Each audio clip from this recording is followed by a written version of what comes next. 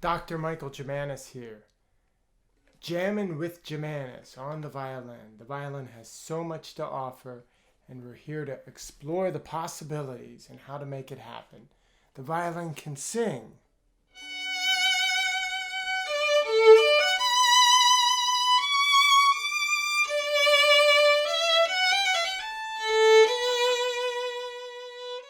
It can play a lot of notes at one time.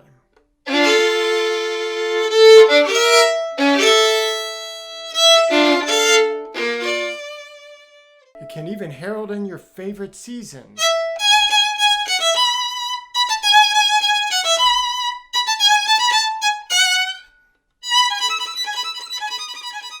It can send a message.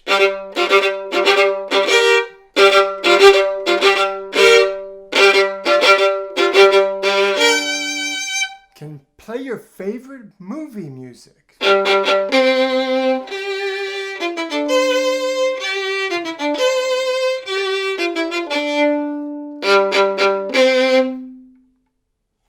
So welcome to Jammin' with Jamanis.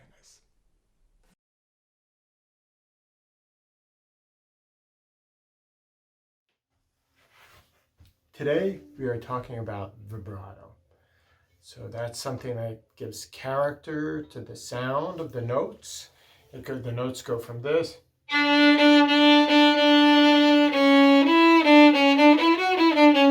to this.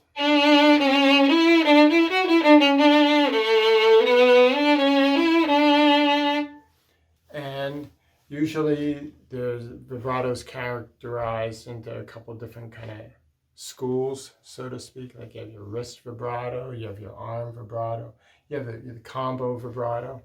I like to think of myself doing a combo vibrato. I learned by arm really early on, but then I went to wrist, and I finally relaxed everything. And I think that's the key, being really relaxed and recognizing that the vibrations are already happening. If you just stand here and just feel vibrations, you can feel them in your feet, you can feel them in your hands, you can feel them flowing up your body. You're already vibrating. And then when you pull this bow across the string, as you can see, the string vibrates. And then as we put the finger down, we feel the vibration in the finger, we feel the vibration through the hand. I feel even the vibration in my bow hand and throughout my neck area as the violin reverberates. So we want to have a reverberant vibrato.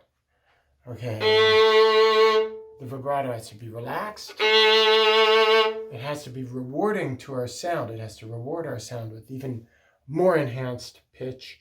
And it has to be reverberant, if that's a word.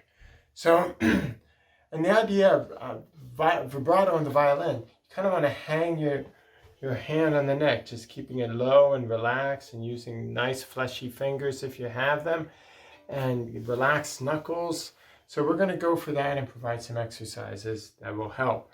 And the idea is, I always like to think of cellists who, they have the opportunity to really feel gravity by hanging.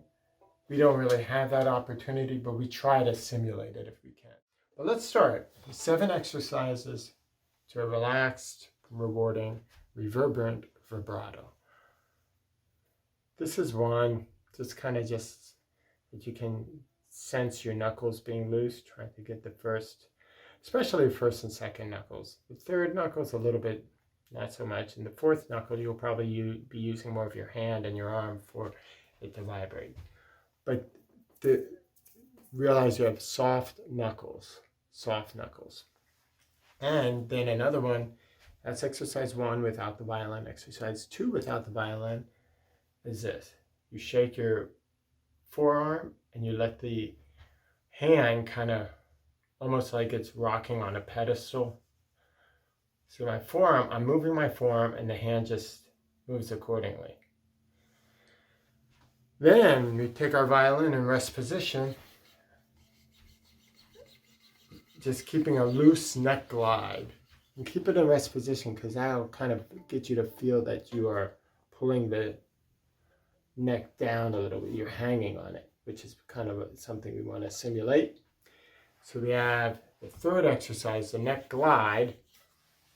The fourth exercise would be resting your hand on the neck.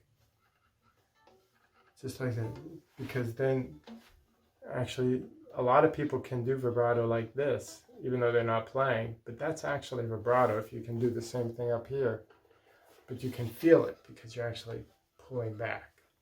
So that's the fourth exercise. Now then we start using, then we have 3 exercises with the bow. The tip tickle, the fingertip tickle, or the in and out. I know it sounds awful because when I release my finger, I'll do it up here so maybe you can see it a little better.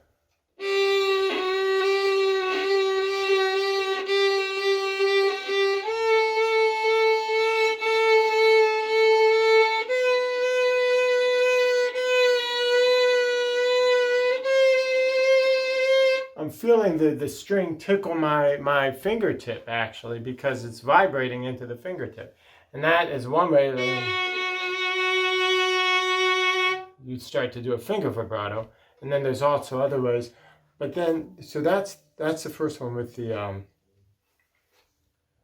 bow. Then another one is that I refer to this as, oh, you can do the neck glide with the bow as well.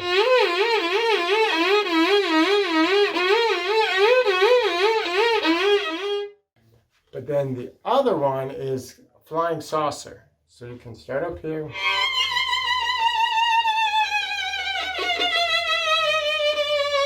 And then gradually bring each finger back.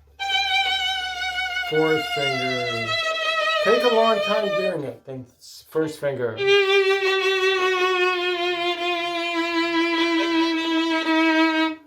Bit by bit you work your way back, because that brings me to the next exercise, which is the measured roll, which you go bow, wow, wow, wow. You go from the pitch down. So it'll be like this.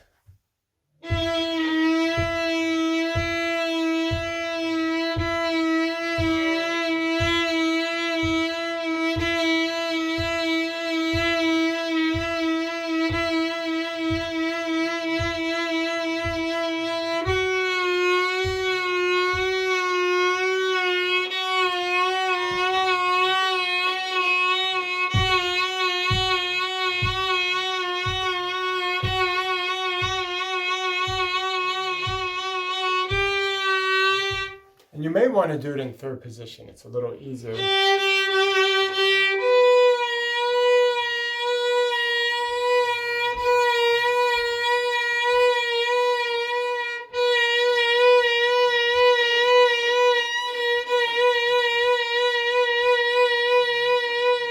And I say measured because it's still measured, but there will be a point at which you can let go with your vibrato.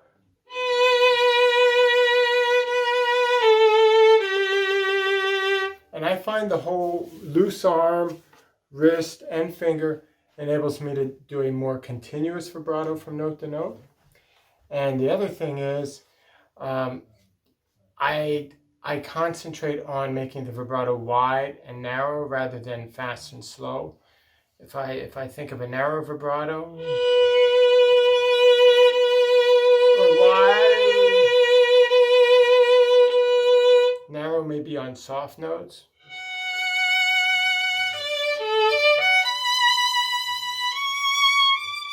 You know, and then maybe on